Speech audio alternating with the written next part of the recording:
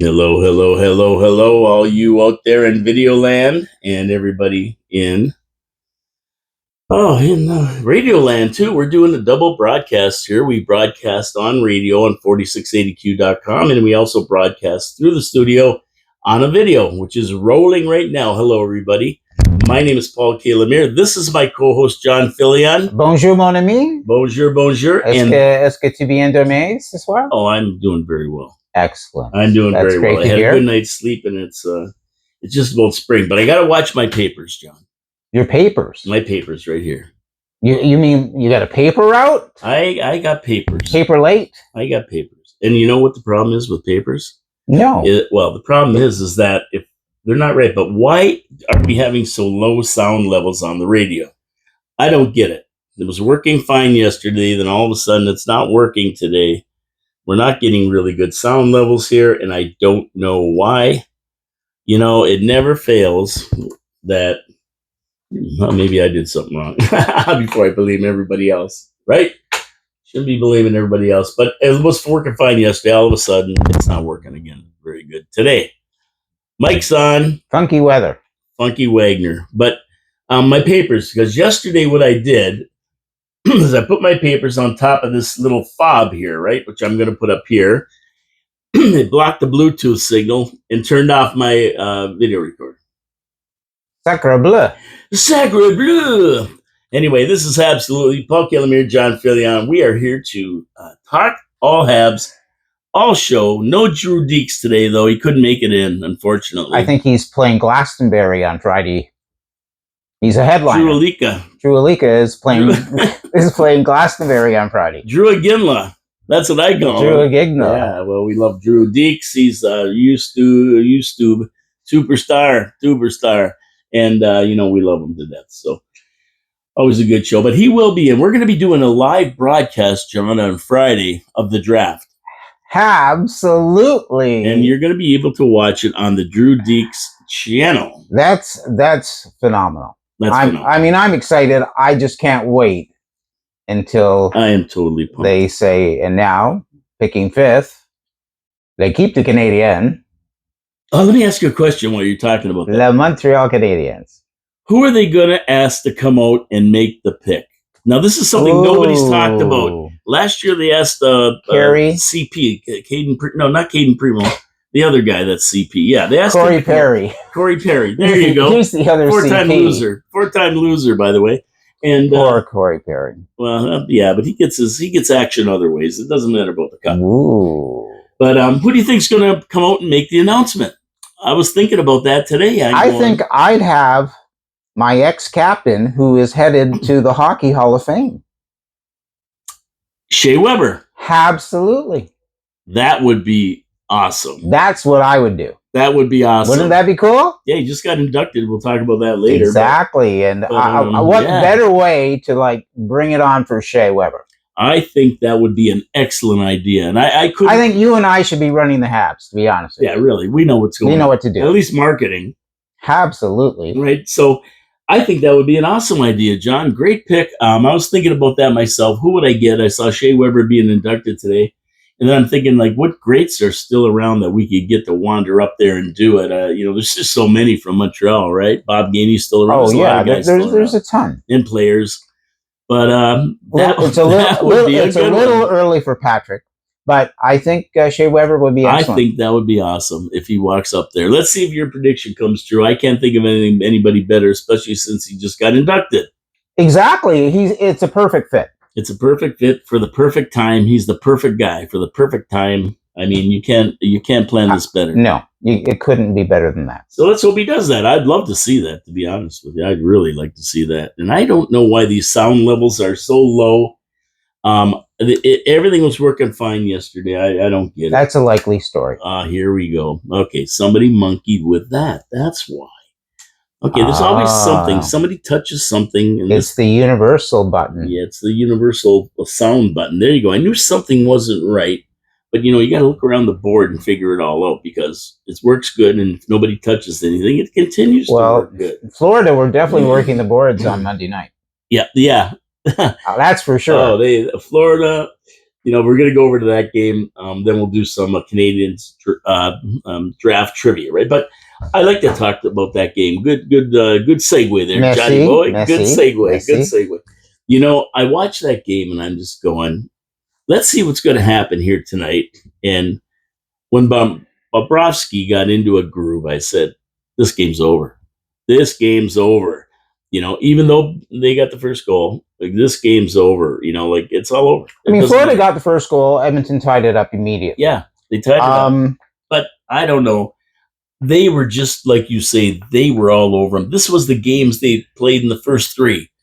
Florida were very comfortable being at home. Number one. Yeah, as I suspected. I really think. Florida played. They were in the finals last year. My understanding, and I if anybody out there in radio land or podcast land, TV land can tell us, I believe I heard that Florida had 10 additional players this year that didn't play with the team last year. Yeah, I believe that. That's quite a few in my mind when you think about it. We're thinking a lot about, this team was in the finals last year. Mm-hmm. And they're in the finals again this year. Yes. But they're really not the same team. No, they picked up a couple of veterans to fill in. Pozo, I think, was one of them they picked up. And another, what was the other guy they picked up? They picked up a guy, I think, late in the season, right? Yeah, and of course they picked up... and different players, building into 23, 24. Right. But what I find that really interesting because as we always are looking for advantages for the Keep the Canadien to learn from existing good habits that are out there, or even sometimes bad habits as the team up the street provides. Where this could be something that we need to realize that the team that we create in 25, 26, 27 will be a far greater team 3 years later. So as we're onboarding players, as we're picking up prospects, draft picks, et cetera, as we'll probably be bringing in maybe a couple of veterans to fill out the roster until we get to that 5th year of the rebuild.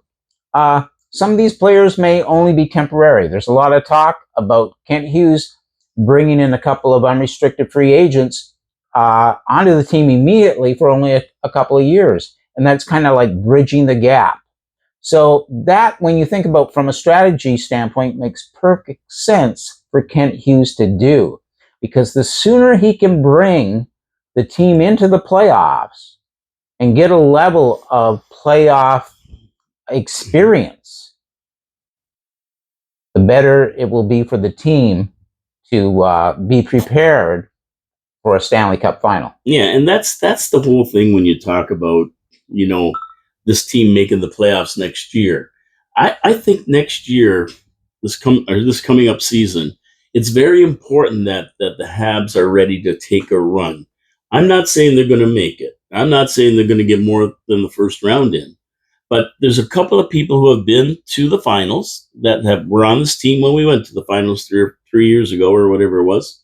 And they've got some experience, and now we have to get the experience to the other kids that haven't been there. And even one round, just gives them an idea of what to expect and how to get there. It's developing part of the culture of being winners, of having a winning habit, of expecting that, nothing below winning, nothing below going into the playoffs is acceptable. Yeah, and we saw that from Florida, so you bring up a really good point. We saw that from Florida last year. They made the finals. They didn't win. But this year, they knew how to win. They knew how to get there. And even though they were down 3-0, they're up 3-0, they lost 3 in a row, going home, and Bobrovsky by no means had great games. He was the Conn Smythe winner. Then he wasn't the Conn Smythe winner. Absolutely. And, the stats show it. Yeah, the stats show it. And so they lose 3. So there wasn't one person, maybe except for me, who thought Florida was going to win. They thought all the momentum was with Edmonton. McDavid, he's taken over, and this is going to be it. Guess what? In Game 6, he never got a shot. Well, In Game 7, he never got a goal. Everybody loves Cinderella stories. They do. And that was one of the biggest Cinderella stories in the making. Well, it was, but until the pumpkin coach didn't show up. You know? But at the end of the day, Florida were the team that had been there. They knew how to buckle down. Bobrovsky stepped up his game, played a phenomenal game. And yeah, I mean, it could have went either way. There was close calls all over the place, but the bottom line is Florida won the game 2-1. Exactly. And Florida, I mean, went out and they hit Edmonton constantly battered them. They weren't afraid to ice the puck. They did everything they had to do to contain the Edmonton onslaught. And you know, I think McDavid saw a lot of ice time. I'm sure he did. Oh, sure he did. He looked like they were double shifting him often. At one point, I think near the end of the first period or second period, there became an opportunity on an icing to bring McDavid out for a double. Like, you know, he'd only been offered, say, one shift, and bring him back on. Like, you've got a minute and 10 seconds left in that period. Bring him out.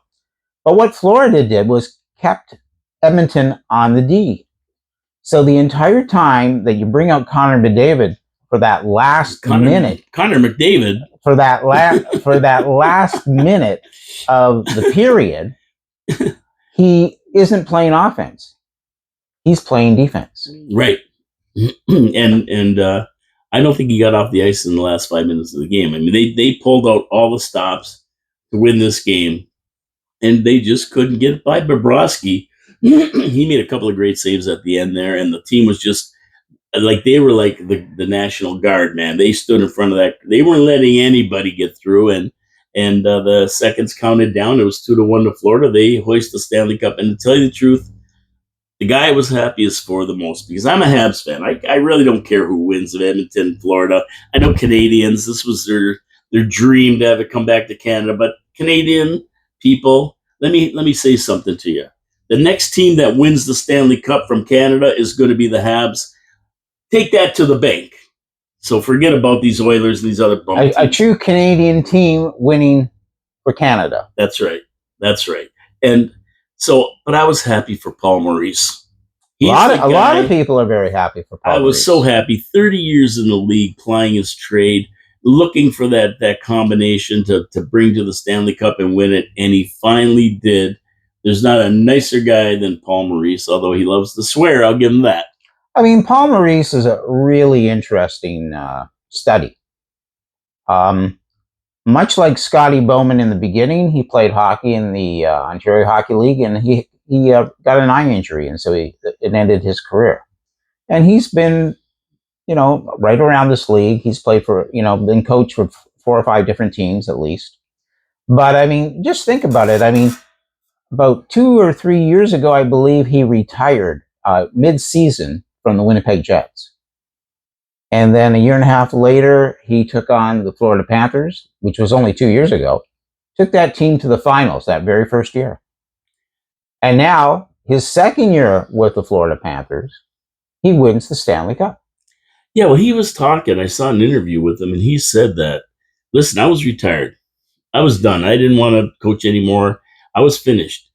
Florida called me, and they said, well, come on down and talk to us anyway. Just talk to us. So he went down there, and then he met the guys, and he looked around. He said, I don't know. It just something told me I had to get involved with this, that this bunch was worth getting involved with. And he signed to be the coach, and the rest is, Stanley Cup. Well, what I find fascinating as well is that he thought that this team really had love for each other. And he continues to speak to the fact that this team developed an identity, and that he helped them to create an identity. He helped them to believe in that identity. And then he encouraged them to accept that, and continually, that's what they were going to, that was going to be their mantra, their identity. They were going to stick to that plan. And that's what was going to get them through being up 3 games, being tied 3-3, and then winning the Stanley Cup final. And, I always wish that Paul Maurice was coach of the Habs. I mean, I would love to see him. It never happened, of course, St. Louis guy. But, man, he's a good coach, and I don't think he's going anywhere now. He'll be back next year for sure. Well, again, he can't wait to try and win again for next year. Oh, yeah. No doubt about that. But this team has a lot of love. I mean, so from what I see there is, we've talked a lot about Montreal building a culture, and we see that culture continuously, even during the off season. I mean, there's been 3 weddings? Yep. I think during the off season, and just about, team members are flying over to Italy. They're bonding together. They're building that culture, that love for each other, which is exactly what Paul Maurice has been speaking about, that is existing in this Florida dressing room.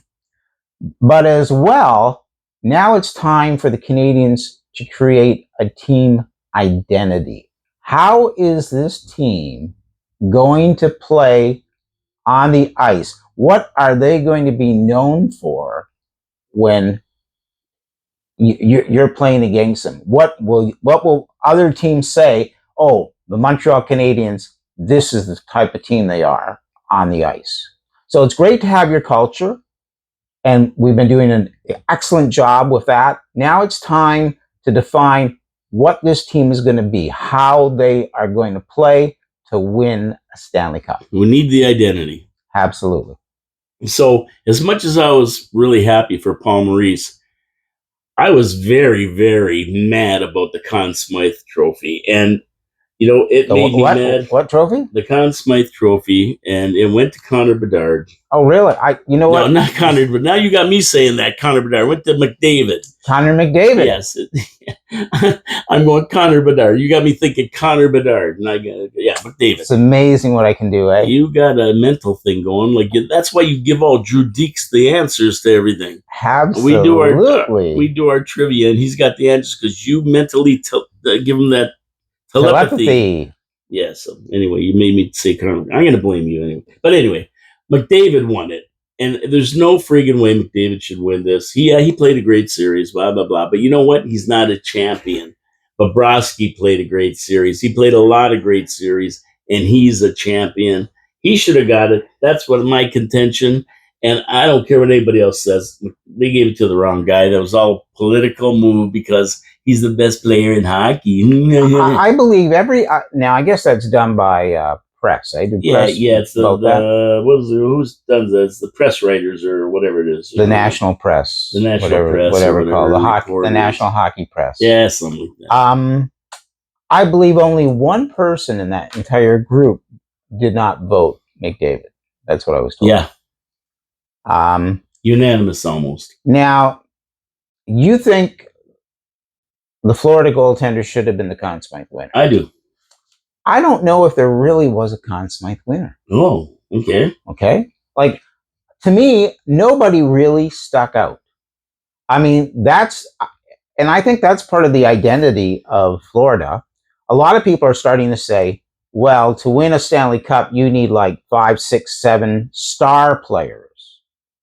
So collectively, they're speaking about star players. And we know Tkachuk, Bennett. Barkov. Who scored the winning goal? Verhaeghe. No, the was it Emmett or somebody, or who scored the last goal for Florida? I thought it was Verhaeghe, but anyway, I mean, they're saying those were the star players for the Florida Panthers. But I didn't see anybody exceptional. McDavid put on a show for at least 2 games. I will grant you that. Yes. Okay. He put up a lot of points during the series. Mm-hmm. I'll grant you that. He did. But Connor McDavid, I think, agreed with you.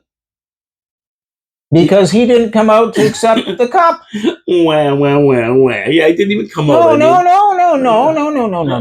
Now, you said he shouldn't have won it. Then he agrees. He's agreed. Didn't come out to get it. He didn't come out to get it. He believes what you said. That is the truth. Well, I texted him. Well, there you go. I sent that text and I was on X. There you go. He would. I mean, as a true captain, he waited for his entire team to leave the ice. Probably by the time he got to the dressing room, somebody handed him his phone. Your text was there. Yeah. He said, "Okay, I'm not going out." Yeah, I couldn't believe he didn't come out. Like they're really panning that in the Think press. about this. Connor McDavid brought his family to the game. Yep. He brought his I think his OHL coach to the game. I'm sure he brought a few people to that game, and I think he said a lot by not coming out for that trophy. Yeah, I actually applaud him because he didn't come there to win the Conn Smythe Trophy. No, of course not. He came there to win the Stanley Cup, and kudos to him. Take that Conn Smythe and shove it. Kudos to him. Yeah, well, seriously. I mean, but he should have came out. Wait. You can't have your cake and eat it too. You said he shouldn't win the trophy. Right. Why would he come out then to accept it? Well, because it's tradition. Come on, man. It's tradition. Come on. Like, my opinion doesn't mean that he shouldn't come out. It means that he should come out and get it, but I don't think he should have won it. Bobrovsky would have came out and got it. Oh, I'm sure he would have.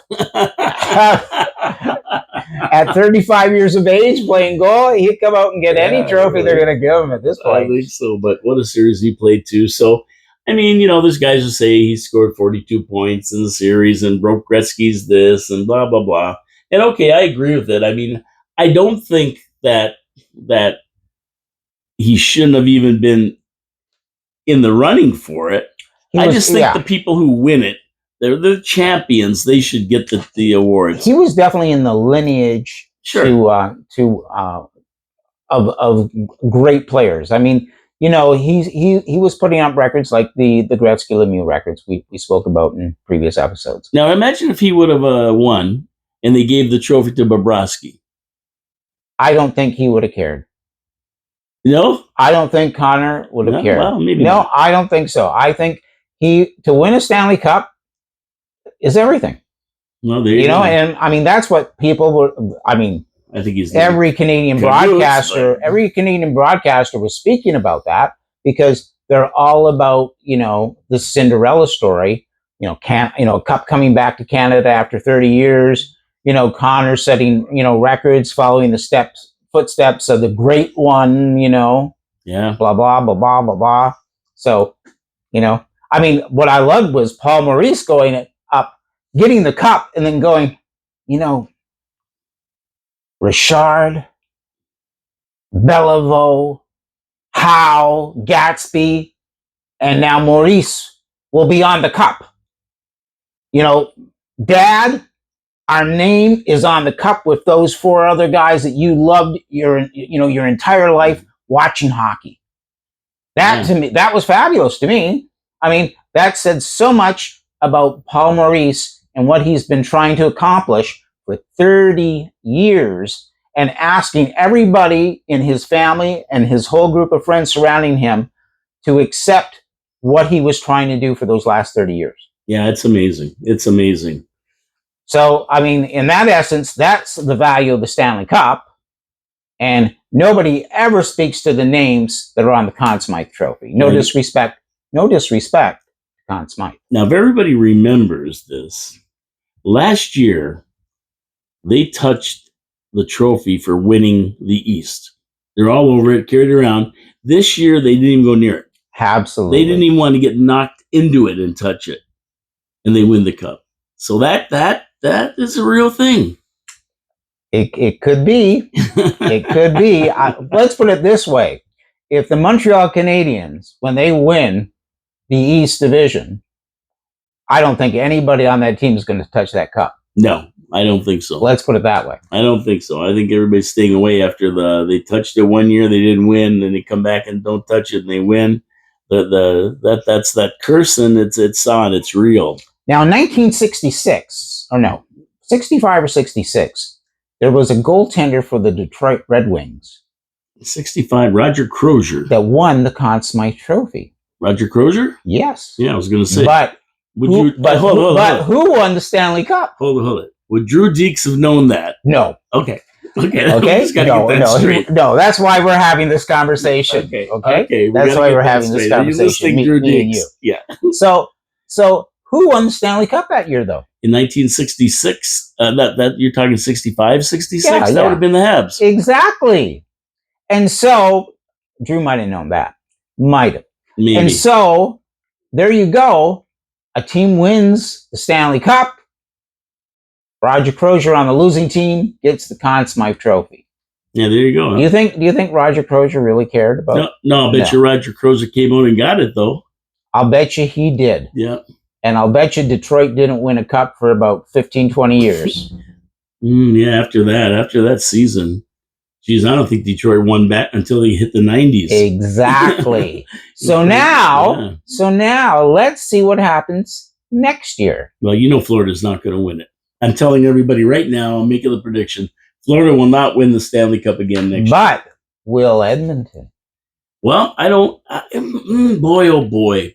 I don't know about that. Man, I would never bet on them. Like I said, the East was going to win it this year. I had the feeling, and I had the feeling Florida Rangers was the Stanley Cup Series. So it's going to be interesting if Edmonton. That's a good question, John. How Edmonton puts this team together. Yeah. Where they go from here with a couple of major players going to become free agents. Those are challenges the Habs may have maybe 5-6 years from now at the same point as they're making their run for the Cup.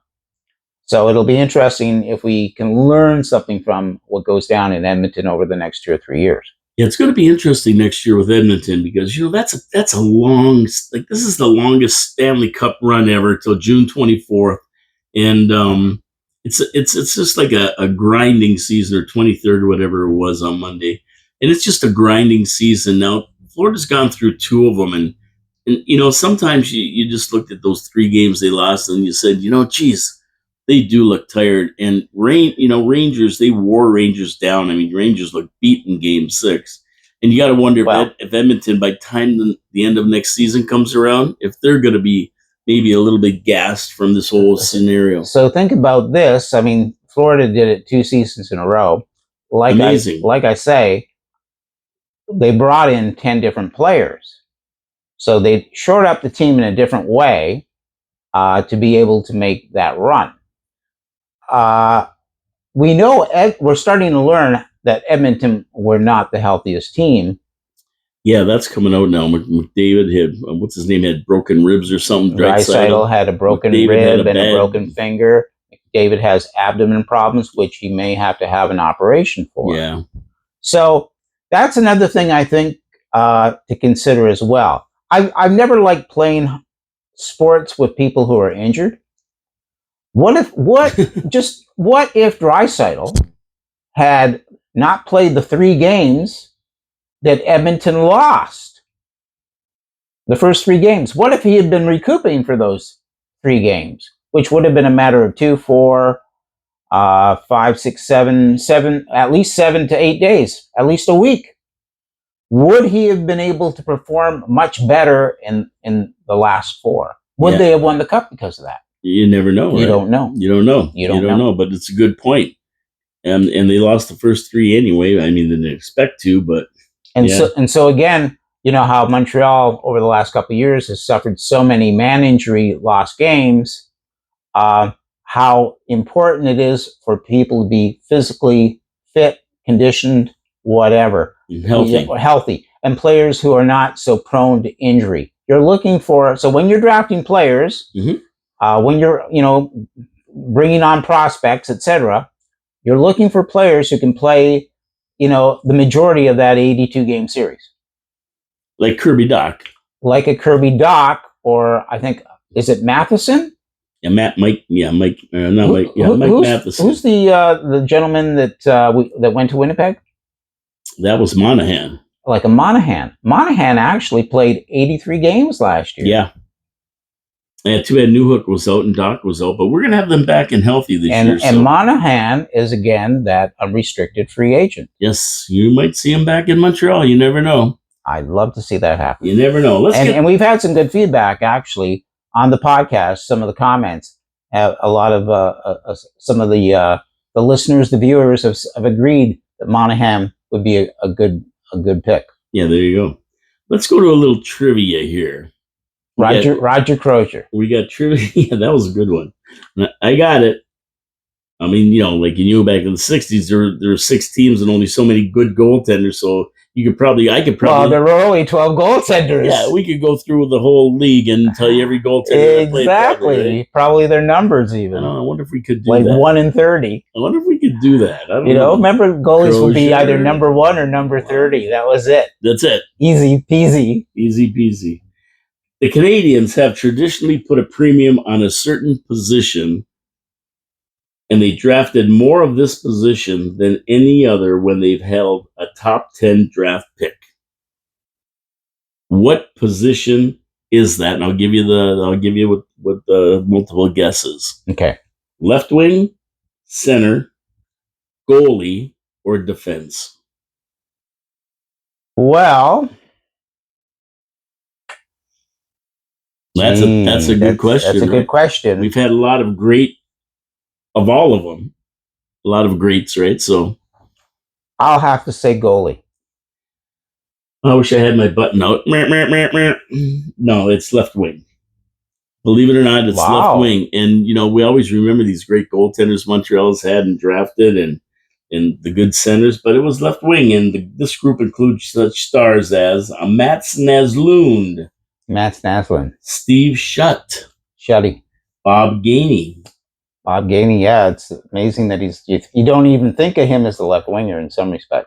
I always think of him as a defenseman because he was so good on his defensive game. His D game was amazing. Yeah, and Max Pacioretty. Patch. Yeah. He's patio ready because when playoffs came, he hit the patio right away, and we were out of the playoffs. And of course, Slavkovsky. There you go. And I don't even think of Slav as a left winger, but because people play so many, they're all over the ice now. Yeah.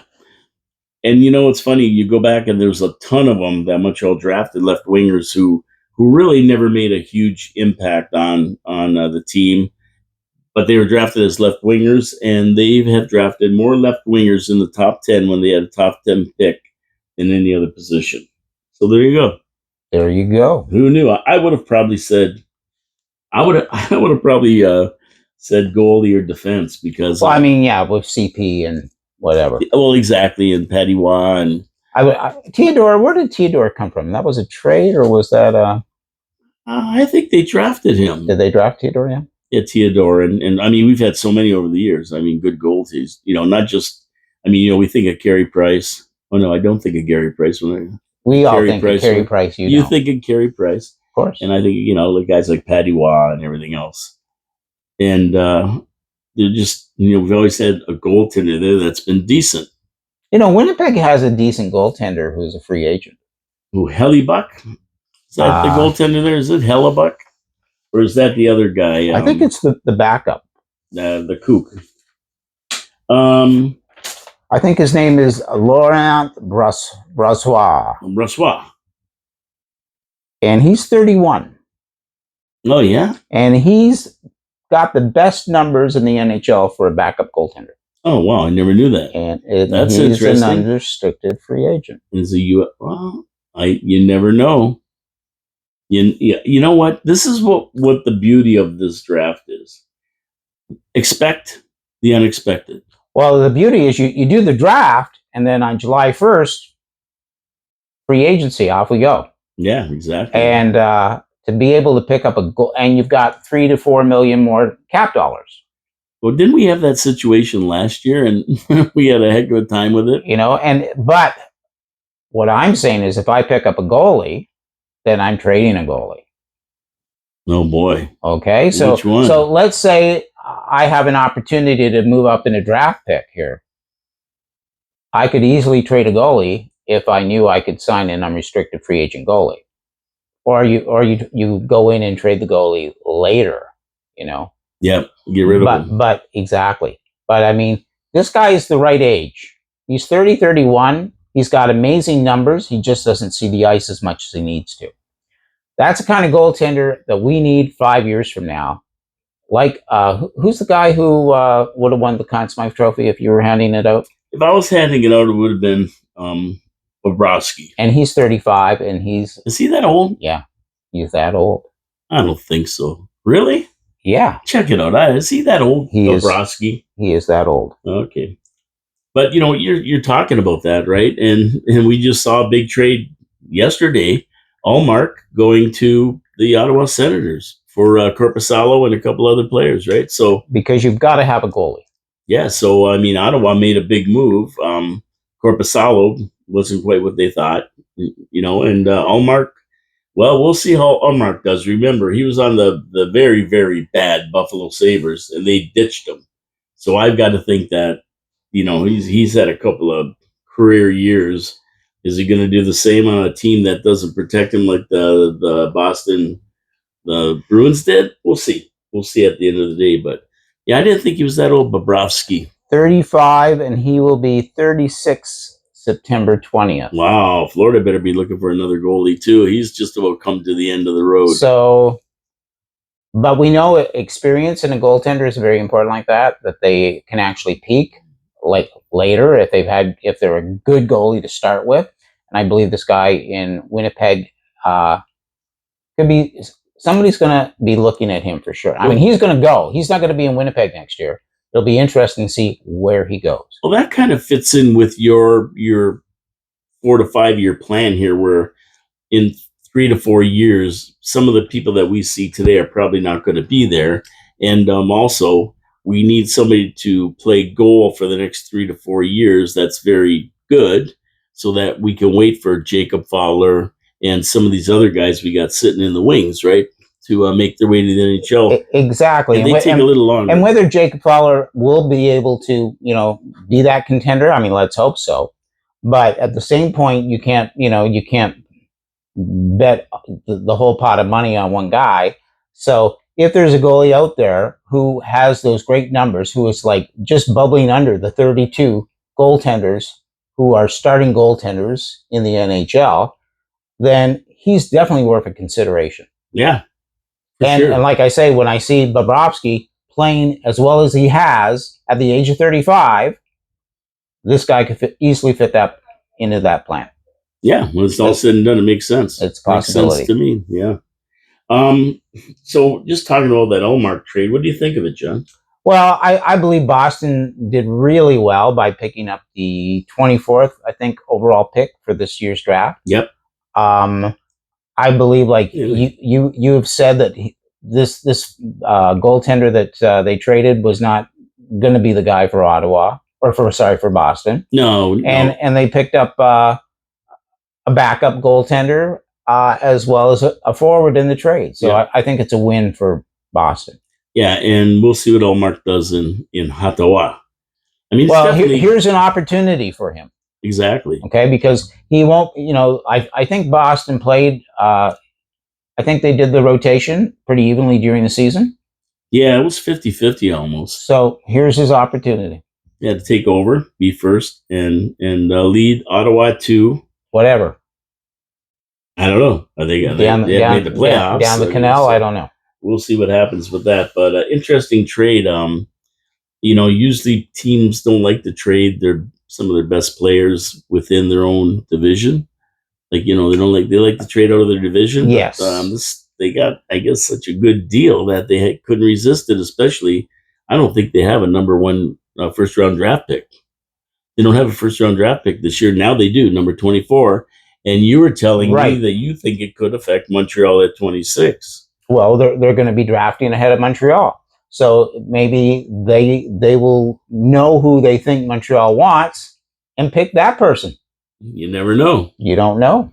You don't know what they're looking for, right? They probably now are pretty happy they got that pick. It was 24 or 25. Was it 24? I think it was 24. But either way, I mean, yeah, they are. It was one ahead of Montreal's pick. Yeah, Montreal's 26, I think. So they'd be 25.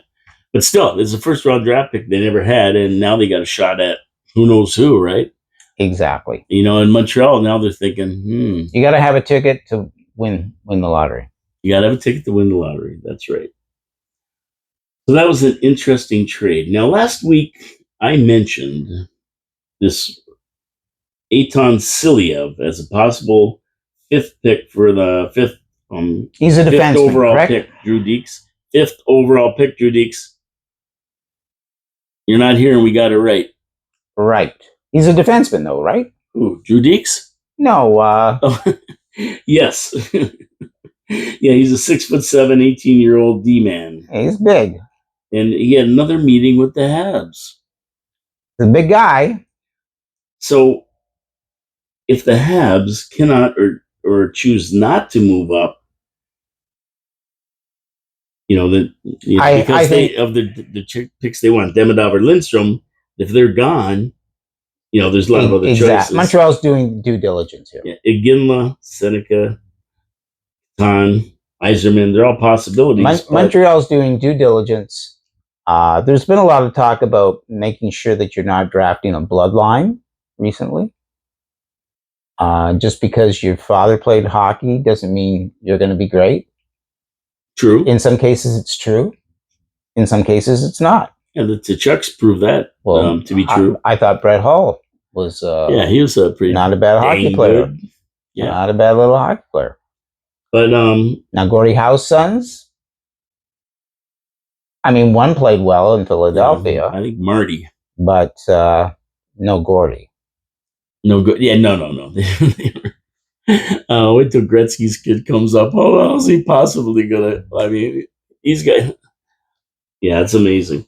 But anyway, John, is picking a top defenseman totally out of the question this year? Nothing is out of the question. I mean, and again, what goes on behind closed doors, as Charlie Rich used to sing. Yeah. What if somebody wants that defenseman and says, you grab that defenseman and we'll talk some turkey? Well, let me put this to you. For your investigating and analyzing mind, we know we're overloaded on D. So everybody says we're not going to pick a D because we're over. But it becomes clear as to why when you decipher Hughes' long-term strategy, if Mike Matheson is 30 years old, he won't be playing in the Cup final. And he won't be playing on that Stanley Cup team, just like you just said, several years from now. He's the most valuable asset to move right now, right? So Hughes is looking down the line, not at today, like you say. You keep saying that. And if you move Matheson plus a pick and other assets for one player we need now, a bona fide scoring ace, and we're going to do that with our 26th pick, perhaps bringing in Silayev makes sense. Or you go after a couple of UFAs who can put the puck in the net. Yeah. Okay. And you bring in this Silayev, and he becomes a core defenseman. And sorry to say, but somebody in the prospect list isn't going to be on the team. I think a lot of the people in the prospect list aren't going to be on the team come 3 or 4 years. What do you think about that? Exactly. I mean, there's only so many positions you can fill. And that being said, what I find interesting is that Florida, like I say, changed their team by at least 10 players from last year to this year. Exactly. And won the Cup. So that says an awful lot for the management of that Florida Panther team. And who's the guy who is the agent that runs that team? You know, the water bottle guy? The guy who threw the water bottle the other day? Oh, I know who you mean. You know exactly who I mean. And he came from being a player agent. I think there's 3 GMs in the NHL that were ex-player agents. Hughes? Hughes is one of them. This guy? This guy is another. And this guy just won the Stanley Cup. And he threw a water bottle. Which everybody was making a big deal about. He threw a water bottle. Threw a water bottle. But the bottom line is... I've thrown a couple. The bottom line is he won the Stanley Cup final. That's right. He put the team together. That's right. And we have someone much like that. That's right. Who's in that position putting our team together. And so when you think about that, and the Ducks and Blue Jackets appear to be teams that have what Hughes might want, look out for these trades and look out for everything that goes on with this thing. And so for anybody who thinks no, Montreal won't pick a defenseman, they want a forward. Expect the unexpected. Anything can happen. Anything can happen. And there's Sam Dickinson out there. There's a couple of really good defensemen. So, I don't discount that. Hughes might pick a defenseman. I don't know. Bill Zito. Bill Zito. And Hughes again. As you said, we're picking fifth. So what happens? First, second, third, fourth determines what we do fifth. That's right. Depending on whether or not Hughes is making any other types of moves prior to his draft selection. Yeah, and I think that if Demidov and Lindstrom are gone, then I think anything could happen. Anything can happen. And I mean, think about having a 6'7" defenseman. Oh, I mean, he's like there was.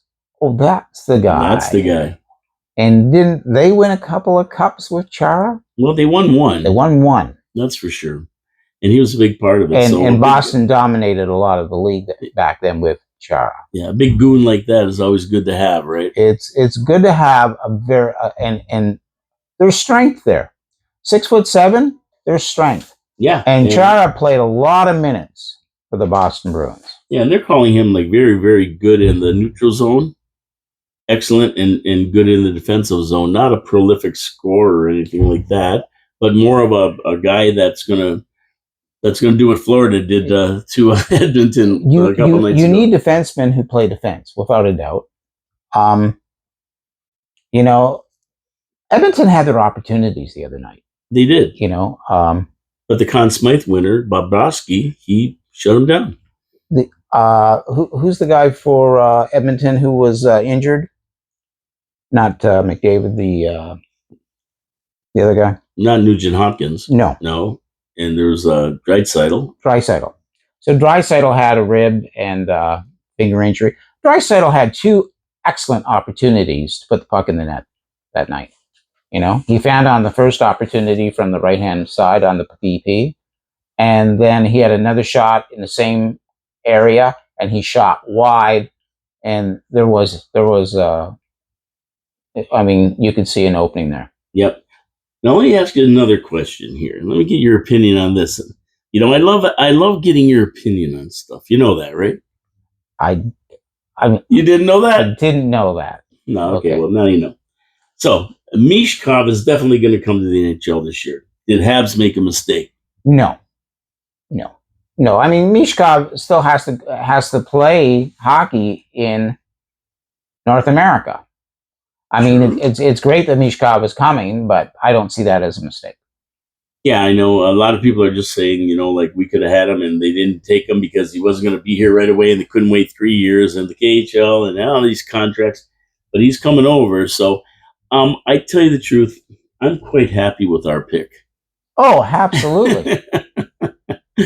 I'm very, very happy with our pick. I think we got a superstar with a ceiling that hasn't even been a quarter of the way there yet. This kid's going to be a superstar. So I'm happy with our pick, and I don't have any regrets of not picking Mishkov.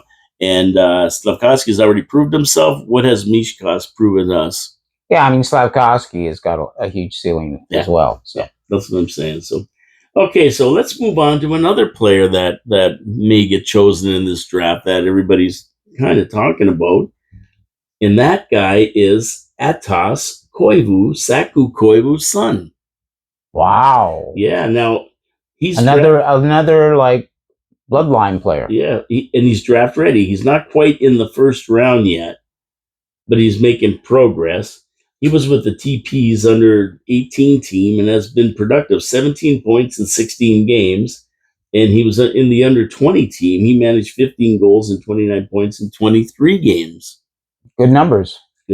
So he's a bigger version of his dad. He's 6'1". Well, that's a good idea. Yeah, and he's known as a playmaker with a hard wrist shot. The scouts think his ceiling is high, and he is expected to go early in the third round. Do you think the Habs would be interested in this guy? You're interested in everybody, but it's like where does he fall on the Habs chart of draft selections? And when we pick at that time, is he available? Yeah, because he's going to be around in the 70s probably. In the draft pick. And where do we draft at that point? Yeah, do we have a draft pick in the third round? I don't know. We probably do, but we'll see. I think that's an interesting thing, though. If we sit there the day after the draft because they're going to go to 32 places, of course. I mean, obviously, the most important picks are the first two. Yeah. And then after that, it's a matter of probably trying to find a needle in the haystack at a certain position, which I believe would be forward this year. Yeah, I'm interested in this. I would definitely be looking at drafting potential forwards. Well, I think you're going to see that with most of those draft picks. I think last year we drafted like 5 goalies, 5 or 6 goaltenders in the last 5 to 10 picks. Yeah, hoping that we find one that actually makes the grade. But it's really neat to see guys like Saku Koivu, who was basically a legendary in Montreal. I mean, he had cancer, he came back, and everything about Saku Koivu is Montreal. Yeah, I mean, we see that more and more in all sports. Whether it be even in Formula One, race car drivers. We've seen it a lot in hockey. Exactly. Well, what's funny, John, is that we see that because we lived long enough to see it, to watch Saku Koivu and then have his son come up 20 years later. But a guy like Drew Deeks, I don't even know if Saku was playing when Drew Deeks was born. Was he? I think 87. He would have been playing. Yes, Saku would have. I think so. Yeah. So, but these younger guys, like we got to remember, we're 25 years into the 2000s. Which is hard to believe. It's hard to believe, right? Because these guys played, and they were like, to me, yesterday, Saku. Well, I mean, I could still see Ken Dryden, kicking out his foot and stopping Jim Pappen, and Pappen just going like, I can't believe this guy just stopped the puck, and stealing that game that way. It's like yesterday. Absolutely. I mean, even Roger Crozier, I can see Henri Richard sliding into the net in overtime, dragging the puck along with his arm into the net, and Toe Blake yelling at all the players, "Get over the boards! We just won the Stanley Cup." Yeah. And it seems like yesterday, but it was 50, 60 years ago. Now we're talking, right? So some of this stuff. So, it's really funny when you see their kids come up, and a lot of the younger fans, Habs fans, probably have no idea who Saku Koivu was. Maybe. They might not even know if you were born after, in the year 2000. I mean, one of the beauties too of the Montreal Canadiens is that they're such a sacred team, and they're one of the very few teams that hasn't really toyed with their uniform. Now we have all the NHL teams this year are going to get a slightly different uniform because I think it's FanDuel. No, it's a certain company that makes like sporting stuff out of Quebec that are actually going to make all the official uniforms for all the NHL teams. So it's not Adidas or Puma or anybody. Yeah, Adidas is gone. How for the last 5 or 6 years the Adidas sweater has had those kind of perforations on the shoulders. Yeah. That is gone. I'm so glad to see that, to be honest with you, that we're going to look more like a solid uniform, which is what I expect to see. I thought they look chintzy, to be honest with you. So did you like the ropes that tied here? Do you like the old style with the I wish they actually worked. Yeah, because in the old days they did. Exactly. Yeah. There was purpose. And so that I'd love to see back. But Fanatics are the group. Fanatics. Right. They've taken over and they're a company that is based in Quebec. So interesting. They're doing the uniforms, which I think is trivia. Fantastic. Yeah, fanatic. And so we've always had that heritage. We have the heritage of so many French Canadians back then playing for Le Bleu Blanc et Rouge, and so you got that family lineage as well going on in Montreal. I mean, back then Bernie Geoffrion married Howie Morenza's daughter. Yeah. That type of stuff was going on.